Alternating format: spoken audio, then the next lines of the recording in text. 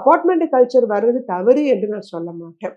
ஏன்னா, அந்த விலை அந்த அளவுக்கு போயிருச்சு. ஒரு தனி வீடு நீங்க வாங்கணும்னா இப்பலாம் குரோர்ஸ் கணக்குல தேவைப்படுது. ஸோ அந்த அளவு போட்டு வாங்குறதுக்கு பேங்க்ல லோனும் குடுக்க எனக்கு மாட்டாங்க. தெரிஞ்சு அப்ப யாருமே வீடு வாங்கணும் அப்படின்னு நினைக்கவே கூடாது போலங்க. ரொம்ப கஷ்டம்தாம்மாங்க. அதுவும் சென்னை மாதிரி இடங்கள்ல ஈவன் நீங்க மறைமலை நகர் வரைக்கும் போயிட்டாலே அங்க குரோர்ஸ் சொல்றாங்க. ம். அதுவும் ஒரு ஏக்கர் கணக்குலாம் இல்ல.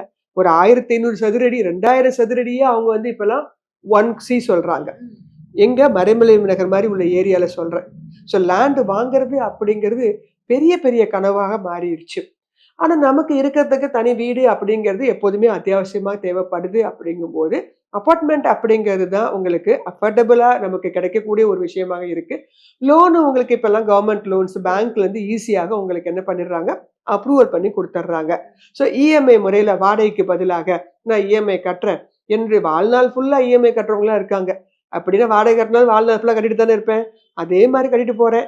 அதுக்கப்புறமா என்னுடைய குழந்தைங்க எடுத்துட்டு போட்டும் அப்படிங்கிற எண்ணம் வந்ததுனால தான் அபார்ட்மெண்ட் கல்ச்சர் வேகமாக பரவி தற்போது ஊடுருவி அப்படியே வியாபிச்சிருச்சு அப்படின்னு சொல்லலாம்.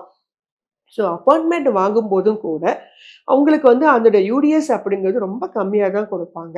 ஸோ நமக்கு வாழ்வதற்கான ஒரு இடம், அது வாடகைக்கு குடுத்து இருக்கிறதுக்கு பதிலாக, இஎம்ஐ மூலமாக நம்ம கட்டிக்கொண்டு, நம்ம அந்த வீட்ல இருக்கிறோம்.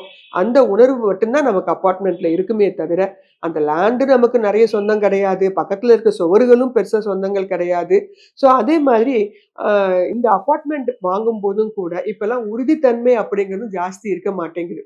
ஸோ அதுதான் இப்ப அபார்ட்மெண்ட்ல இருக்கக்கூடிய பெரிய பிரச்சனையா இருக்குது. ஏன்னா ஹாலோ பிளாக் வச்சு கட்டுறாங்க. அந்த சாண்ட் கூட உங்களுக்கு வந்து எம் சாண்ட் போட்டு கட்டுறாங்க. செங்கல் வச்செல்லாம் உங்களுக்கு கட்டுறது இல்ல பார்த்திருக்கீங்களா? ஸோ அதோடைய உறுதித்தன்மை என்பது அடுத்த 20 வருஷம் இருக்குமா? 10 வருஷத்துக்கு இருக்குமான்னே தெரியல.